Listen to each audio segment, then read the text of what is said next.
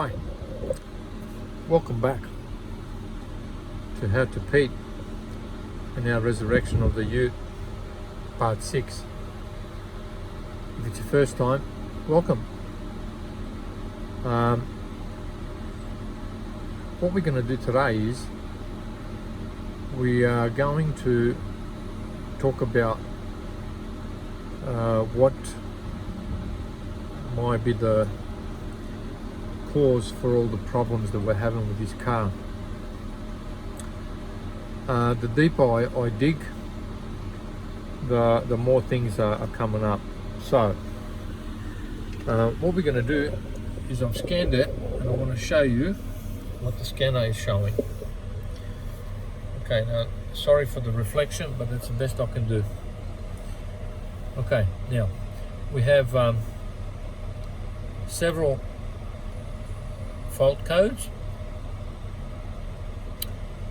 of which we have, hang on a sec. All right, we have several codes here. Crankshaft sensor incorrect signal 1, barometric pressure sensor voltage high 2, 3 is intake camshaft position sensor high voltage bank 1, 4 intake camshaft position sensor high voltage bank 2, oil pressure sensor range performance, engine coolant temp sensor circuit high, engine oil temperature voltage low, immobilizer fuel disable signal received. Now, that's a lot of fault codes, or a lot of things to go wrong at once. A lot of sensors have to fail here at once. So what that tells us, that whatever the common denominator is here is what's causing this problem. And I believe that it's the PIM. Now the PIM is this little sucker here. He technically goes between the body control module, which is here, that one, between him and the ECU. He's the main one that gets them to talk. Most other cars don't have this nonsense, and I think this is the rubbish that fails, and it's causing this problem. Super hard to diagnose because it does erratic things. So anyway, what I'm going to try and do, I'm going to try and see if I can program another one in and see what happens. So let's do it together. Okay. After a couple of attempts to program different PIMs in unsuccessfully, I have bitten the bullet and gotten a genuine brand new one from Holden. Now there it is there, and look at that, made in Australia. We'll never see that again. So anyway, let's unveil it together. Woohoo! There we go. Here's the little sucker.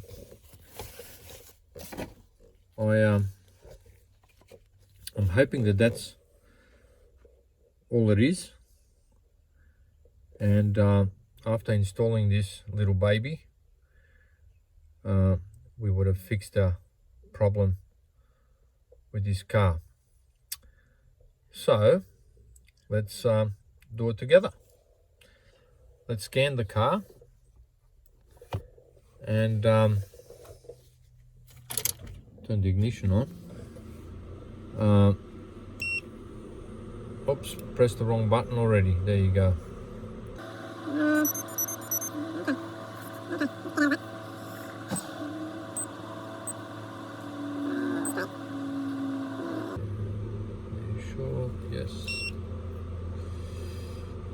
Okay, Holden.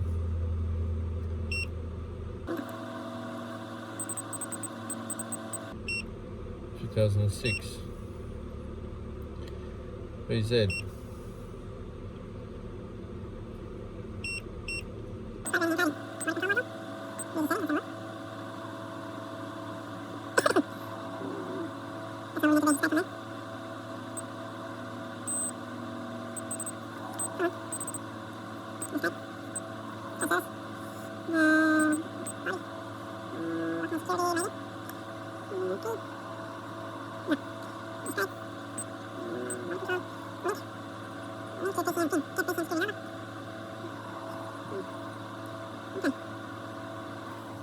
Alright, I'm going to unplug the old one.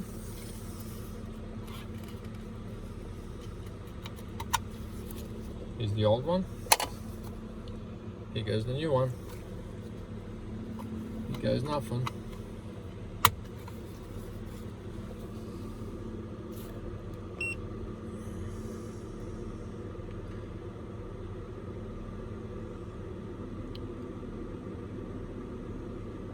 Programming, security number is 105461.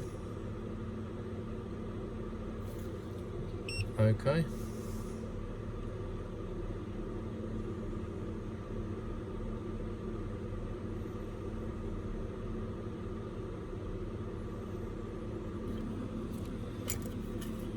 Turn ignition off and turn ignition on. Okay.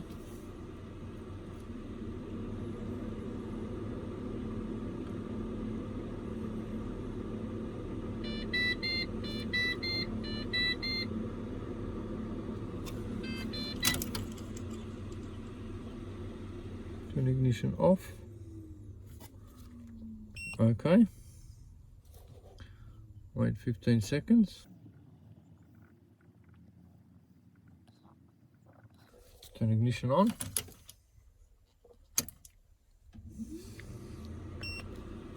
Okay. Program completed. Okay.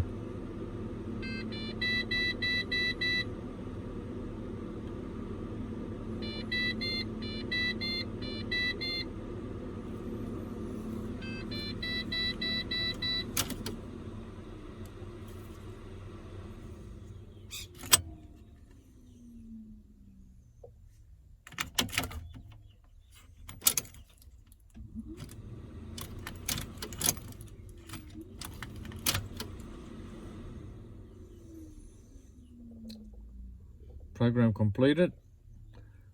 Not even a crank now. That's a problem.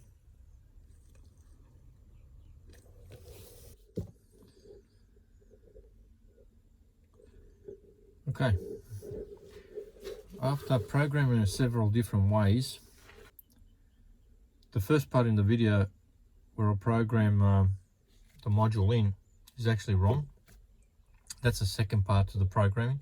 The first part, you need to release the module from the ECU first, and you do that by putting in the security number twice, and you do the same thing when you install the new one. It asks you for that number, and you put it in twice, and you program. So after considerable amount of time, it's programmed. However, it has not fixed our problem. So there's two possibilities left only. That is ECU, which everything points to the ECU, or the second is the wiring harness in between the ECU and all the sensors, which is on the same loom. And if I was a betting man, I'd bet that that's not the problem. So it's the ECU.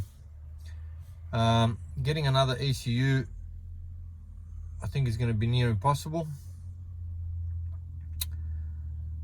And maybe this is the end of our resurrection. if anybody has any input, something that I've missed, or they know something obviously I don't, please put it in the comments. So for now, this is the end of the road for our Aussie icon. Thank you so much for watching. Hope to see you soon.